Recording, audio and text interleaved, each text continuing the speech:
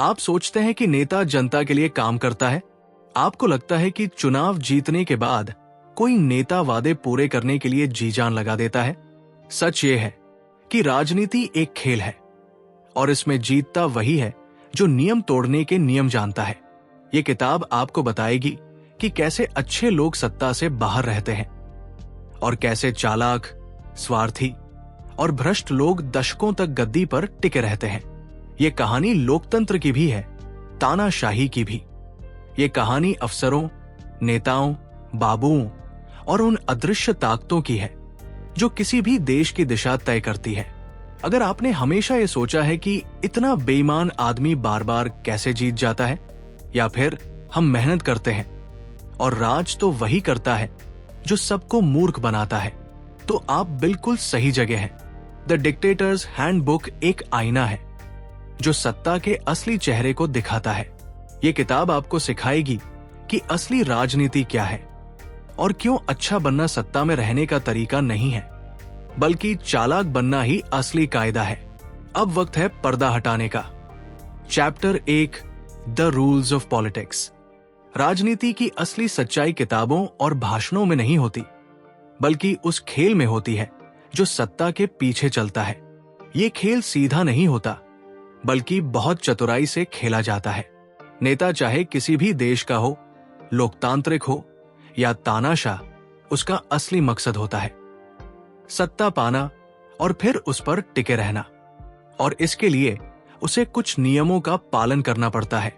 पर ये नियम नैतिकता वाले नहीं होते, ये होते हैं सत्ता को बचाने वाले।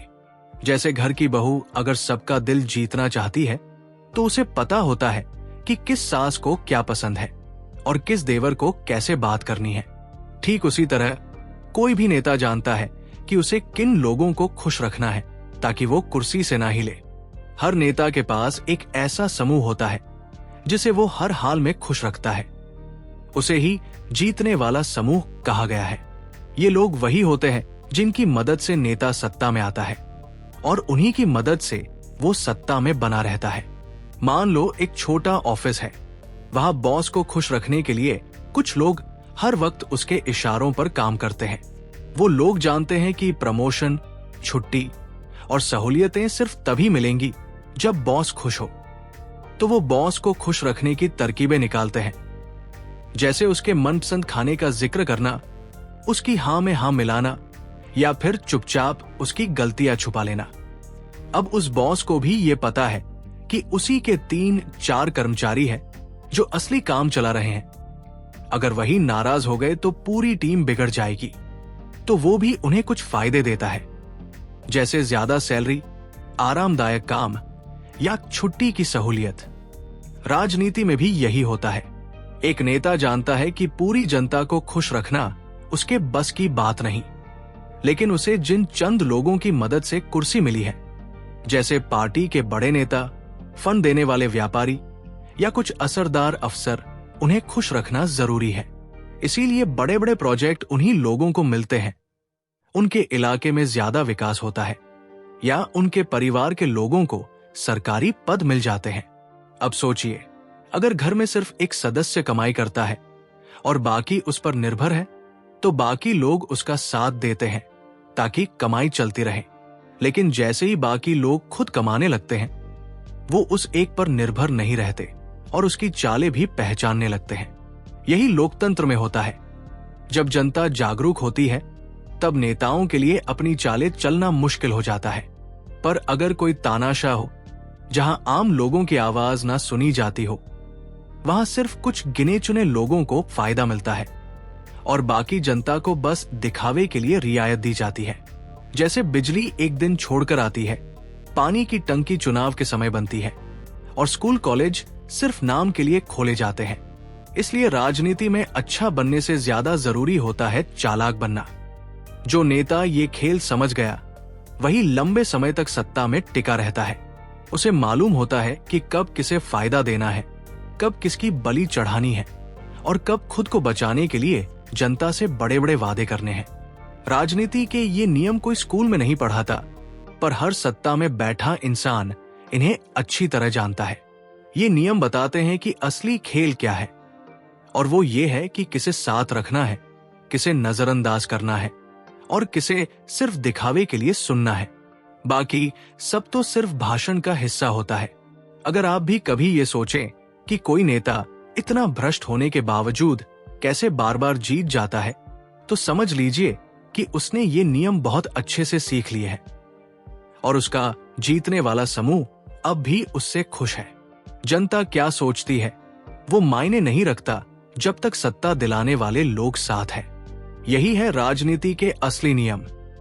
Chapter 2, coming to power. सत्ता में आना कोई इत्तेफाक नहीं होता, ये एक पूरी प्लानिंग होती है। लोग सोचते हैं कि नेता बनने के लिए सेवा करनी होती है, लोगों की भलाई करनी होती है, लेकिन हकीकत यह है कि सत्ता पाने का खेल कुछ और ही है। इसमें ज्यादा जरूरी होता है सही लोगों को अपने साथ लाना, उन्हें फायदा पहुंचाना और समय आने पर बाकी सबको किनारे कर देना। जैसे मान लीजिए एक छोटा सा मोहल्ला है, वहां कोई नया आदमी समाज सेवा करने आता है। लोगों को लगता है कि ये बड़ा अच्छा इंसान है, मुफ्त में काम कर रहा है, सफाई करवा रहा है, बूढ़ों की मदद कर रहा है। लेकिन वो व्यक्ति सबसे पहले मोहल्ले के उन 2-3 नेताओं से दोस्ती करता है जो पहले से वहां का रसूख रखते हैं, जिनके कहने पर लोग किसी को वोट भी दे दें और विरोध भी बंद कर दें। अब वो व्यक्ति दिखावे के लिए तो सबका भला करता है, लेकिन असली में वो उन्हीं गिने चुने लोगों को खुश करता है जिनके दम पर उसे पहचान मिलती है। यहीं से उसकी सत्ता की सीढ़ी शुरू होती है। यही राजनीति की पहली सच्चाई है। सत्ता पाने के लिए लोगों की भीड़ नहीं, बल्कि कुछ असरदार लोगों की वफादारी चाहिए होती है। बड़े स्तर पर भी यही होता है। कोई मुख्यमंत्री बनना चाहता है तो उसे पूरे राज्य की जनता को खुश करना जरूरी नहीं होता। उसे सिर्फ अपनी पार्टी के हाईकमान, फंडिंग देने वाले व्यापारियों और कुछ दबदबे वाले नेताओं को साथ में लेना होता है। यही लोग होते हैं जो टिकट दिलवाते हैं, प्रचार करवाते हैं और जरूरत पड़ने पर विरोधियों को चुप भी करवा देते हैं। सत्ता की शुरुआत वहीं से होती है, जहां कोई व्यक्ति समझता है कि किसको खुश करने से उसे ताकत मिल सकती है और इसके लिए वो कुछ भी कर सकता है। झूठे वादे, पैसा बांटना, जाति या धर्म के नाम पर लोगों को बांटना या फिर दूसरों की कमजोरी का फायदा उठाना। जैसे किसी ऑफिस में एक नया कर्मचारी आता है, वो मेहनती है, लेकिन प्रमोशन उसी को मिलेगा जो मैनेजर का विश्वास पात्र है। अब ये नया कर्मचारी सोचता है कि वो हर काम समय पर करेगा, सबका काम संभालेगा। लेकिन असली प्रमोशन उस आदमी को मिल जाता है जो मैनेजर की हाँ में हाँ मिलाता है, उसके साथ चाय पीता है, उसकी पॉलिटिक्स में शामिल रहता है। नेताओं के लिए भी वैसा ही होता है। जो व्यक्ति सत्ता की चाह रखता है वो अपने आसपास के पावर हाउस को पहचानता है और उन्हीं को टारगेट करता है। उसकी असली मेहनत आम जनता को बदलने में नहीं, उन चुनिंदा लोगों को प्रभावित करने में लगती है जो सत्ता का रास्ता खोल सकते हैं। और अगर वो लोग उसके साथ हो गए तो फिर वो व्यक्ति चुनाव जीत भी सकता है, मंत्री बन भी सकता है और आगे चलकर बहुत ऊंचे पद तक पहुंच सकता है, भले ही उसके पास ना कोई अनुभव हो ना कोई काबिलियत। क्योंकि सत्ता का रास्ता सिर्फ योग्यता से नहीं, सही लोगों को अपने पाले में लाने की कला से बनता है। इसलिए सत्ता में आने का खेल कभी भी सीधा नहीं होता। जो लोग समझते हैं कि अच्छा काम करेंगे तो जनता साथ देगी, वो ज्यादातर सत्ता से बाहर ही रहते हैं। और जो लोग समझते हैं कि किसे खरीदना है, किसे डराना है और किसे अपने जाल में फंसाना है, वही नेता बनते हैं। क्योंकि सत्ता पाने के लिए अच्छे होने की नहीं, समझदार और चालाक होने की जरूरत होती है। यही राजनीति का दूसरा कड़वा लेकिन सच्चा नियम है। Chapter 3, staying in power. सत्ता तक पहुंच जाना एक बात है, लेकिन सत्ता में टिके रहना असली खेल है। बहुत लोग चुनाव जीत तो जाते हैं, लेकिन कुछ ही ऐसे होते हैं जो सालों साल कुर्सी पर जमे रहते हैं। ये उनकी चालाकी होती है, समझदारी होती है और सबसे ज्यादा उनका वो तरीका जिससे वो अपने जरूरी लोगों को हमेशा खुश रखते हैं। हर नेता के पास एक छोटा सा ग्रुप होता है जिसे किताब में विनिंग कोलिशन कहा गया है। यही वो लोग होते हैं जिनकी मदद से नेता सत्ता में आया था। अब उसे इन लोगों को लगातार फायदा पहुंचाते रहना पड़ता है। अगर ये लोग कभी नाराज हो गए तो नेता की कुर्सी डगमगा जाती है। इसलिए सत्ता में टिके रहने का पहला नियम होता है, अपनों को भूखा मत रखो, वरना वो तुम्हें ही खा जाएंगे। जैसे किसी परिवार में कोई आदमी कमाई कर रहा है और बाकी उसी पर निर्भर है। अब अगर वो कमाने वाला अचानक सबकी जरूरतें अनदेखी करने लगे तो घर में विरोध शुरू हो जाता है। वैसे ही अगर कोई नेता अपने खास लोगों को नजरअंदाज करने लगे, जैसे ठेकेदारों को काम ना दे, अफसरों को ट्रांसफर से न रोके या पार्टी के अंदर विरोधियों को कोई पद ना दे, तो धीरे धीरे वही लोग उसके खिलाफ साजिश करने लगते हैं। इसलिए समझदार नेता सबसे पहले उन्हीं को खुश करता है जो उसके लिए सबसे जरूरी है। वो उन्हें सरकारी ठेके देता है, छूट, सुविधा, पद और पैसा देता है। अब बदले में वही लोग उसकी हर गलती को छुपाते हैं, जनता में उसका प्रचार करते हैं और विपक्ष को दबाने में मदद करते हैं। यही सत्ता की असली रक्षा होती है, जनता के भरोसे नहीं बल्कि अपने करीबी लोगों की वफादारी पर। अब जनता को कैसे संभालना है? बहुत आसान तरीका है। कुछ वादे करो, थोड़ा बहुत विकास दिखाओ, मीडिया में अच्छी छवि बनवाओ और बाकी समय लोगों का ध्यान असली मुद्दों से हटाओ। कभी धर्म के नाम पर, कभी देशभक्ति के नाम पर, कभी किसी बाहरी दुश्मन को दिखाकर। अगर लोग रोजगार, महंगाई और भ्रष्टाचार की बात करें तो कोई नया विवाद खड़ा कर दो, ध्यान भटकाओ, गुस्सा बांटो और कुर्सी बचाओ। ये बिल्कुल वैसा ही है जैसे एक दुकान का मालिक जानता है कि उसके 2-3 सेल्समैन ही असली कमाई करवा रहे हैं, तो वो उन्हीं को बोनस देता है, उन्हें ज्यादा छुट्टी देता है और बाकी स्टाफ को सिर्फ नियमों में उलझा कर रखता है। वही लोग दुकान चला रहे हैं, इसलिए मालिक उनकी परवाह करता है। ग्राहक तो आते जाते रहते हैं, लेकिन कमाई उन्हीं से होती है जो उसके साथ है। नेता भी वैसा ही करता है। उसकी सबसे बड़ी चिंता जनता नहीं होती, बल्कि वो लोग होते हैं जो उसके लिए चुनाव जितवाते हैं, पैसा लाते हैं और सिस्टम को कंट्रोल में रखते हैं। अगर उन पर पकड़ बनी रहे तो बाकी कुछ भी चलता है, और अगर कोई जनता में बहुत ज्यादा ईमानदारी दिखाने लगे तो वही करीबी लोग उसे गिराने की प्लानिंग करने लगते हैं, क्योंकि उन्हें डर होता है कि अब उनके फायदे खत्म हो जाएंगे। यही वजह है कि कई अच्छे नेता ज्यादा दिन तक टिक नहीं पाते, क्योंकि वो सिस्टम के इस गंदे खेल को नहीं समझते। तो सत्ता में बने रहने का असली फॉर्मूला यही है, जरूरी लोगों को लगातार फायदा देते रहो, जनता को भावनाओं में उलझा कर रखो और किसी को इतना ताकतवर मत बनने दो कि वो तुम्हें हटा सके। नेता वही टिकता है जो ये सब समझता है और उसी हिसाब से हर कदम उठाता है, चाहे वो किसी की नौकरी हो, किसी की ट्रांसफर हो या फिर किसी घोटाले को दबाना हो। यही है सत्ता का असली खेल और यही है राजनीति का तीसरा सच्चा नियम। Chapter 4, steal from the poor, give to the rich. अब तक आपने समझा कि सत्ता में आने और टिके रहने के लिए नेता किन लोगों को खुश करता है, लेकिन अब सवाल उठता है, वो इन करीबी लोगों को फायदा देता कैसे है? पैसा कहां से आता है? जवाब है, गरीबों से लेकर अमीरों को देने की चाल से। राजनीति का सबसे गंदा लेकिन सबसे सच्चा नियम यही है, गरीबों से लूटो और अमीरों को दो, क्योंकि अमीर ही तुम्हारी सत्ता की असली चाबी रखते हैं। गरीब तो सिर्फ भीड़ होते हैं, नाराज होकर नारे लगा सकते हैं पर तुम्हें गिरा नहीं सकते। लेकिन अमीर, अफसर, ठेकेदार, बड़े व्यापारी, ये लोग अगर नाराज हो गए तो अगला चुनाव तुम्हारे हाथ से जा सकता है। अब समझो ये कैसे होता है। सरकार टैक्स लगाती है, पेट्रोल पर, खाने पीने की चीजों पर या हर उस चीज पर जो आम आदमी रोज इस्तेमाल करता है।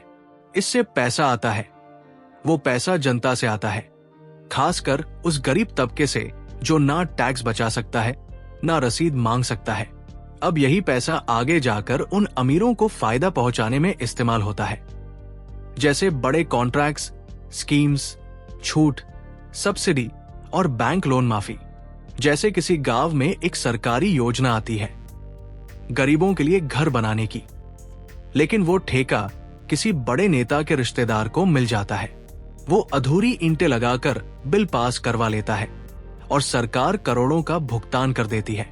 अब घर तो नहीं बना, लेकिन पैसा घूमकर फिर उन्हीं लोगों तक पहुंचा जो नेता को सत्ता में बनाए रखते हैं। ये बिल्कुल वैसा ही है जैसे कोई दुकान का मालिक अपने सबसे खास सेल्समैन को ज्यादा कमीशन देने के लिए बाकी सबकी सैलरी काट दे। मालिक जानता है कि यही सेल्समैन उसकी कमाई बढ़ाता है, इसलिए बाकी कर्मचारियों की परवाह नहीं करता। राजनीति में भी यही होता है।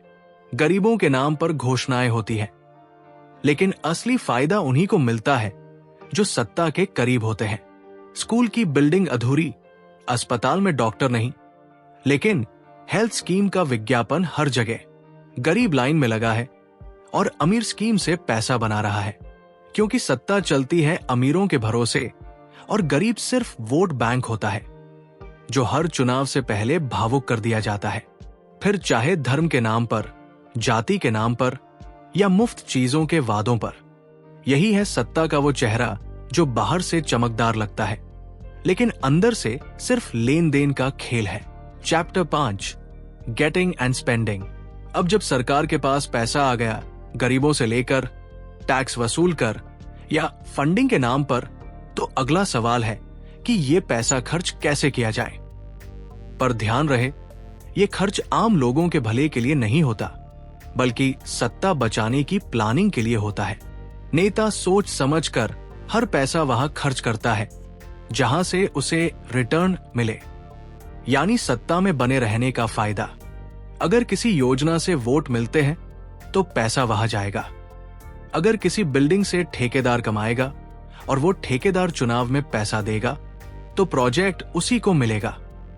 भले ही स्कूल को जरूरत हो, लेकिन हेल्थ कैंप ही लगेगा, क्योंकि वहां फोटो खिंचती है। जैसे घर में एक कमाने वाला आदमी सोचता है कि पैसे से कहां सबसे ज्यादा ईस्ट मिलेगी, तो वो अपने दोस्तों के सामने बड़ी गाड़ी दिखाएगा, महंगे कपड़े पहनेगा, भले ही घर में अनाज कम हो, क्योंकि उसे दिखावा ज्यादा जरूरी लगता है, असली जरूरत नहीं। वैसा ही नेता करता है। वो सोचता है कहां खर्च करने से उसका नाम चमकेगा, भले ही असल में लोगों को उससे कोई फायदा न हो। सरकारें योजना तो हर रोज बनाती है, लेकिन ज्यादातर योजनाएं सिर्फ कागजों पर चलती है। असली खर्च उन कामों में होता है जो उनके करीबी लोगों को फायदा दे, जैसे पार्टी कार्यकर्ताओं के लिए गाड़ी, प्रचार सामग्री, बैनर और सोशल मीडिया पर इमेज चमकाने का खर्चा। और ये खर्चा दिखावे वाला नहीं होता, ये रणनीति होती है। जैसे एक व्यापारी जानता है कि अगर वो कुछ ग्राहकों को मुफ्त में माल देगा तो बाकी ग्राहक खींचे चले आएंगे, वैसे ही नेता कुछ चुनिंदा लोगों पर पैसा खर्च करता है ताकि वही लोग उसके लिए जनता को बहकाए, प्रचार करें और अगले चुनाव की राह आसान करें। फिर चाहे वो किसी मंदिर का उद्घाटन हो, किसी सड़क का शिलान्यास या किसी त्योहार में मुफ्त चीज बांटना, सबका मकसद सिर्फ एक होता है, लोगों को खुश रखो, पर इतना ही जितना सत्ता को फायदा दे। क्योंकि राजनीति में पैसा देश के लिए नहीं, बल्कि कुर्सी के लिए खर्च होता है। और जो नेता इस पैसों के खेल को सबसे ज्यादा समझता है, वही सबसे ज्यादा दिनों तक सत्ता में रहता है। Chapter 6, if corruption empowers, then absolute corruption empowers absolutely.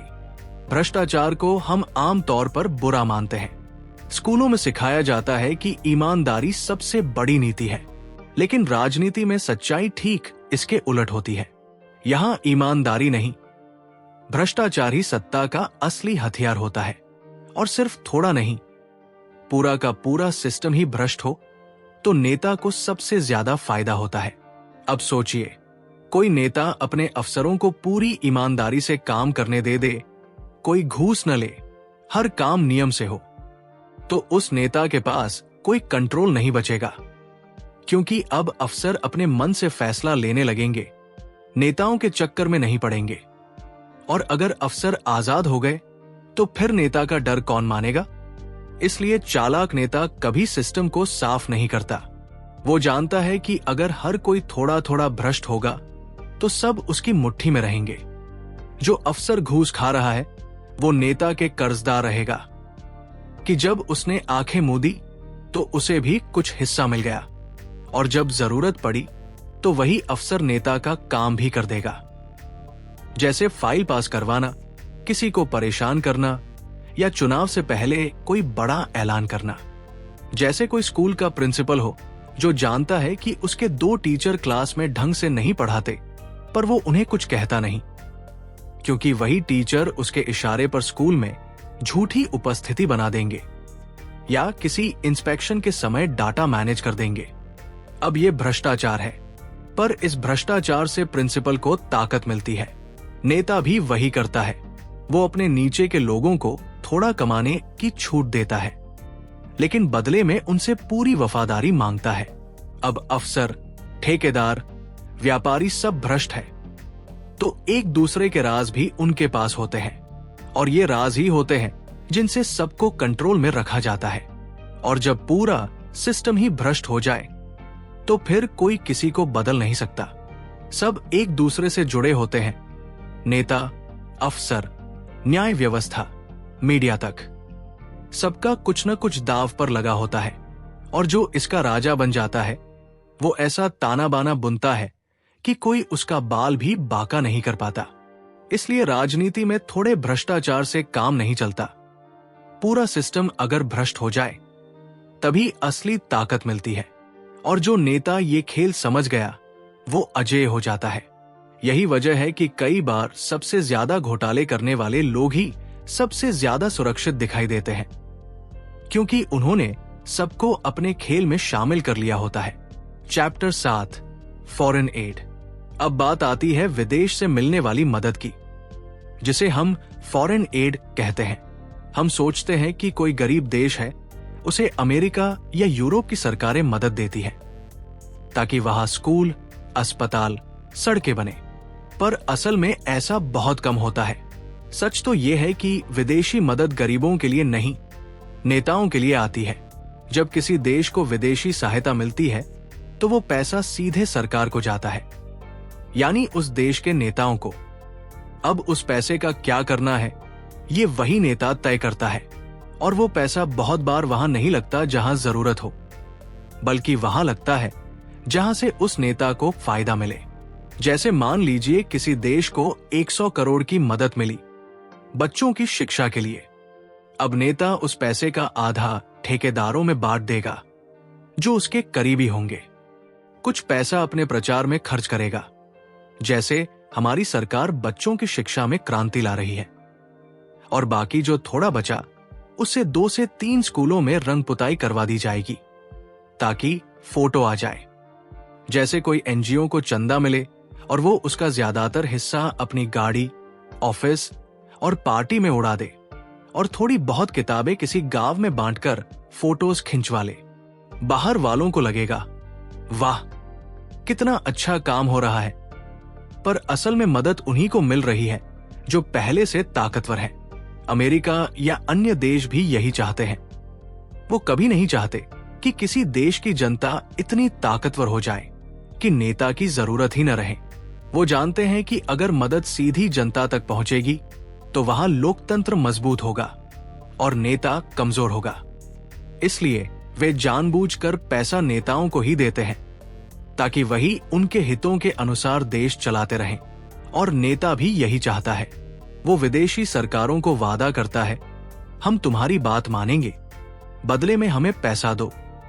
और वो पैसा जनता की तरक्की में नहीं बल्कि सत्ता को और मजबूत करने में लगता है। यानी विदेशी सहायता भी जो बाहर से बहुत मददगार दिखती है, असल में सत्ता का एक और हथियार बन जाती है। इससे नेता अपने करीबी लोगों को फायदा देता है, चुनाव जीतने का सामान जुटाता है और जनता को भावनात्मक भाषणों से बहलाता रहता है। कहने को तो ये पैसा होता है गरीबों के नाम पर, लेकिन असल में ये पैसा नेताओं के लिए कर्ज नहीं, इनाम होता है जो वो वफादारी और चालाकी से विदेशियों से लेते हैं और अपने ही देश में सत्ता मजबूत करने के लिए इस्तेमाल करते हैं। Chapter 8, the people in revolt. जब जनता बहुत परेशान हो जाती है, जब पेट खाली होता है और जेब में कुछ नहीं बचता, जब रोज झूठे वादे सुन सुनकर कान पक जाते हैं, तब लोगों का गुस्सा उबलने लगता है। और जब वो गुस्सा सड़कों पर उतरता है तो उसे कहते हैं जन विद्रोह, यानी जनता का खुला विरोध। लेकिन ये विरोध सिर्फ नारों और मोमबत्ती से नहीं चलता। इसे कुचलने और संभालने के भी अपने अपने खेल होते हैं, जो सत्ता में बैठे लोग बहुत अच्छे से जानते हैं। कोई भी नेता ये नहीं चाहता कि जनता जाग जाए, क्योंकि अगर जनता सच जान गई, सवाल पूछने लगी और संगठित हो गई, तो फिर सत्ता डोलने लगती है। इसलिए जब जनता बगावत करती है तो नेता के पास दो ही रास्ते होते हैं, या तो डराओ या फिर बहलाओ। डराना कैसे? कभी लाठीचार्ज, कभी जेल में डाल देना, कभी झूठे केस बनवाना, टीवी पर ऐसा दिखाना कि जो विरोध कर रहा है वो देश का दुश्मन है या देश विरोधी ताकतों का एजेंट है, ताकि बाकी लोग डर जाए और चुप हो जाए। और अगर डराना काम ना आए तो फिर बहलाओ, थोड़ी सब्सिडी दे दो, चुनाव से पहले कुछ मुफ्त बांट दो, एक नया चेहरा सामने लाकर कह दो कि हम बदलाव ला रहे हैं। और जनता, जो बरसों से परेशान है, वो थोड़ी राहत देखकर फिर उम्मीद पाल लेती है और विद्रोह वही दब जाता है। जैसे घर में बच्चों को गुस्सा आ जाए कि पापा हर समय सिर्फ बड़े भाई को प्यार करते हैं, तो पापा दो बातें बोलकर सबको बहला देते हैं। अगली बार तुम्हारा भी ख्याल रखूंगा, तुम सबसे प्यारे हो। और बच्चे फिर से मान जाते हैं। असल में कुछ नहीं बदलता, पर माहौल फिर से शांत हो जाता है। नेता भी यही करता है।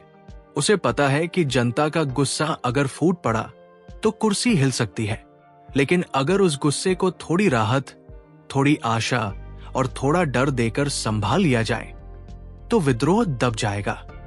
इसलिए हर विद्रोह की शुरुआत को सरकारें बहुत गंभीरता से लेती है, लेकिन हल उसी ढंग से निकालती है जिससे सत्ता न डगमगाए। इतिहास में जितने भी बड़े आंदोलन हुए हैं वो तभी सफल हुए जब या तो पूरा देश एकजुट हुआ या फिर सत्ता की अंदरूनी दीवारें भी हिलने लगी। वरना सरकारें इंतजार करती है, जनता थकती है और फिर धीरे धीरे गुस्सा ठंडा पड़ जाता है। जनता के विद्रोह को सिर्फ भावना से नहीं, रणनीति से देखना पड़ता है। और नेता यही करता है। वो कभी सामने से मारता है, कभी पीछे से बहलाता है, लेकिन मकसद एक ही होता है, कुर्सी बची रहनी चाहिए, चाहे उसके नीचे कितने ही लोग कुचल जाएं। Chapter 9, war, peace and world order. अब सवाल यह है कि नेता सिर्फ अपने देश में खेल नहीं खेलते, वो अंतर्राष्ट्रीय स्तर पर भी चाले चलते हैं। यानी युद्ध हो, शांति की बातें हो या दुनिया में देशों का आपसी समीकरण, हर चीज सत्ता की नजर से तय होती है। और इसमें भी असली मकसद वही होता है, अपनी कुर्सी और ताकत बचाना। जब कोई नेता युद्ध करता है तो उसका असली मकसद देश की रक्षा से ज्यादा अपनी सत्ता को मजबूत करना होता है। लड़ाई शुरू करके जनता का ध्यान भटकाना, देशभक्ति के नाम पर सवाल करने वालों को चुप कराना और विरोधियों को गद्दार साबित करना, ये सब एक पुराने स्क्रिप्ट का हिस्सा है। जैसे घर में पिता और बेटा झगड़ रहे हों और मां दोनों को चुप कराने के लिए किसी बाहरी रिश्तेदार की बुराई शुरू कर दे ताकि ध्यान बंट जाए। वैसे ही नेता जब देश के अंदर हालात बिगड़ते देखता है तो बाहर के दुश्मन की बात करता है। कभी सीमा पर तनाव, कभी आतंकवाद, कभी विदेशी साजिश। और अगर वो युद्ध जीत जाता है या कम से कम ऐसा दिखा देता है कि उसने कुछ बड़ा कर लिया है, तो जनता फिर से उसके पीछे खड़ी हो जाती है। फिर न महंगाई याद रहती है, न बेरोजगारी, न भ्रष्टाचार, सिर्फ विजय की कहानी चलती है। अब बात करें शांति की। जब कोई नेता शांति की बात करता है तो वो भी एक रणनीति होती है। शांति समझौते भी तब होते हैं जब उससे नेता को फायदा दिखता है, जैसे व्यापार बढ़ेगा, विदेशी निवेश आएगा या अंतर्राष्ट्रीय छवि सुधरेगी। लेकिन ये सब उस दिन तक ही चलता है जब तक उससे सत्ता को खतरा न हो। अंतर्राष्ट्रीय दुनिया भी इसी खेल से चलती है। बड़े देश छोटे देशों को मदद देकर, सैनिक भेजकर या कूटनीति के नाम पर कंट्रोल में रखते हैं। और छोटे देश भी उसी लाइन में खड़े होते हैं जहां से उन्हें सबसे ज्यादा फायदा दिखे। भले ही सिद्धांत कुछ भी कहें, युद्ध और शांति दोनों को नेता एक ही तराजू में तौलता है। मेरी कुर्सी को इससे क्या मिलेगा? अगर लड़ने से फायदा है तो लड़ो, अगर समझौते से इज्जत मिलेगी तो झुको, लेकिन हर हाल में सत्ता अपने हाथ में रहनी चाहिए। दुनिया का वर्ल्ड ऑर्डर यानी अंतर्राष्ट्रीय सिस्टम भी दरअसल एक बड़ा पॉलिटिकल नेटवर्क है, जहां हर देश अपना फायदा देखता है और हर नेता अपनी कुर्सी। चाहे वो संयुक्त राष्ट्र हो, G20 हो या कोई भी मंच, सब जगह वही खेल चलता है। कौन किसको कितना प्रभावित कर सकता है और कौन किसके लिए कितना जरूरी है, यानी युद्ध हो या शांति, ये सब केवल देश के नाम पर नहीं बल्कि सत्ता की गणना पर आधारित होता है। और जो नेता इस गणित को समझ गया वो दुनिया में भी अपनी जगह बना लेता है। Chapter 10, is democracy fragile? लोग सोचते हैं कि लोकतंत्र सबसे मजबूत व्यवस्था है। हर 5 साल में चुनाव होता है, लोग वोट डालते हैं, सरकारें बदलती है, तो लगता है कि सब कुछ जनता के हाथ में है। लेकिन असल में लोकतंत्र उतना मजबूत नहीं जितना दिखता है। वो दिखता तो बहुत सुनहरा है, लेकिन अंदर से बेहद नाजुक होता है। और नेता चाहें तो इसे बड़ी चालाकी से अपने फायदे के लिए मोड़ सकते हैं। लोकतंत्र में असली ताकत जनता के पास होनी चाहिए, लेकिन धीरे धीरे सत्ता के खिलाड़ी इसे इस तरह चला लेते हैं कि जनता को सिर्फ विकल्पों का भ्रम रह जाता है, फैसलों का अधिकार नहीं।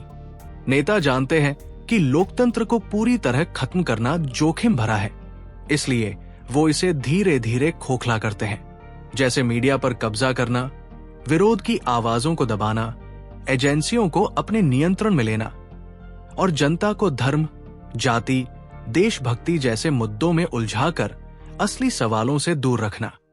अब जनता सोचती है कि वो अपना नेता चुन रही है, लेकिन असल में वो उन्हीं चेहरों के बीच चुनती है जिनमें से कोई भी आम आदमी के लिए नहीं, बल्कि सत्ता की योजना के तहत मैदान में उतारा गया होता है। ये चुनावी खेल इस तरह सेट किया जाता है कि जितनी भी कोशिश करो, आखिर में जीत उसी की होती है जो सत्ता के असली रक्षक होते हैं। जैसे कोई स्कूल में चुनाव हो और प्रिंसिपल पहले से तय कर दे कि कौन लड़कियों का नेता बनेगा, फिर भी बच्चों से वोट डलवाए जाए। दिखने में तो सबको लगता है कि उन्होंने चुना, पर फैसला पहले ही हो चुका था। लोकतंत्र भी वैसा ही बन जाता है जब उसे बचाने वाले ही उसे अपने फायदे का औजार बना लेते हैं। इसलिए लोकतंत्र अगर सच में जनता के लिए है तो उसे सिर्फ चुनाव से नहीं, सजग निगरानी और लगातार सवालों से जिंदा रखा जा सकता है, वरना यह भी तानाशाही की ही एक सुंदर शक्ल बन जाता है जिसमें जनता सिर्फ दर्शक रह जाती है। Chapter 11, what is to be done? अब सवाल आता है, जब पूरी व्यवस्था ही सत्ता के खेल पर टिकी हो, जब नेता सिर्फ अपने फायदे के लिए सिस्टम चलाते हो, तो आम आदमी क्या करे? क्या हम सिर्फ बेबस तमाशाई बनकर देखें? नहीं, हल है, लेकिन आसान नहीं। सबसे पहला काम है सच्चाई को पहचानना। हमें यह समझना होगा कि राजनीति में हर चीज का मकसद सत्ता होता है। नेता गरीबों के लिए कुछ नहीं करते, क्योंकि उन्हें वोट से ज्यादा पैसे और पावर देने वाले अमीरों की जरूरत होती है। इसलिए अगर बदलाव चाहिए तो जनता को खुद को समझदार बनाना होगा, सिर्फ भाषण और नारे से नहीं बहकना होगा। दूसरी चीज, संगठित होना। अकेला आदमी कुछ नहीं कर सकता, लेकिन अगर जनता मुद्दों पर एकजुट हो जाए, जाति धर्म से ऊपर उठकर सोचने लगे, तो नेता डरने लगते हैं, क्योंकि तब उनका पुराना फॉर्मूला काम नहीं करता। तीसरी बात, जवाबदेही तय करो। हर नेता से, हर अफसर से सवाल पूछो। उनका काम तुम्हारे टैक्स से चलता है। अगर वो जवाब नहीं दे रहे तो उन्हें सत्ता में रहने का हक भी नहीं होना चाहिए। और सबसे जरूरी, तैयारी लंबी लड़ाई की होनी चाहिए। बदलाव एक दिन में नहीं आता। सत्ता की ये दीवारें मोटी होती है, पर अगर हर दिन एक एक ईंट निकाली जाए तो एक दिन पूरा ढांचा हिल सकता है। जैसे किसी बगीचे में जमीन बहुत सख्त हो तो पहले उस पर पानी डालो, फिर हल चलाओ, फिर बीज डालो, तब जाकर फसल आती है। वैसा ही समाज के साथ करना होगा। सोच बदलनी होगी, जागरूकता फैलानी होगी और बार बार झूठ को उजागर करना होगा। क्योंकि जब तक जनता सोती रहेगी, सत्ता वाले सपने बेचते रहेंगे। पर जिस दिन जनता उठ गई, सच जान गई और हक मांगने लगी, उसी दिन असली बदलाव शुरू होगा। तो दोस्तों, आपने सुना द डिक्टेटर्स हैंडबुक का ये सफर, एक ऐसी किताब जो सत्ता के पर्दे के पीछे चलने वाले खेल को उजागर करती है। अब आपको पता है कि राजनीति में नैतिकता नहीं, जरूरतें और गणनाएं काम करती हैं। अच्छे लोग हार जाते हैं और चालाक लोग सत्ता में जमे रहते हैं, क्योंकि उन्होंने खेल के नियम सीख लिए होते हैं। अगर आपको ये बातें झकझोरती है, अगर आप चाहते हैं कि और लोग भी इन सच्चाइयों को समझें, तो आज ही इस वीडियो को शेयर कीजिए। कमेंट में बताइए आपके हिसाब से सबसे बड़ी सच्चाई क्या थी। और अगर आप ऐसे ही और भी किताबों की असली बातें सुनना चाहते हैं, तो अभी चैनल को सब्सक्राइब कीजिए, क्योंकि ये सिर्फ किताबें नहीं, ये आईने हैं जो आपको दिखाते हैं कि सत्ता कैसे चलती है और हम सब कैसे उसका हिस्सा बनते हैं, कभी चाहकर तो कभी अनजाने में। मिलते हैं अगली किताब में एक और कड़वी लेकिन जरूरी सच्चाई के साथ। तब तक के लिए सवाल पूछते रहिए और सोचना मत छोड़िए।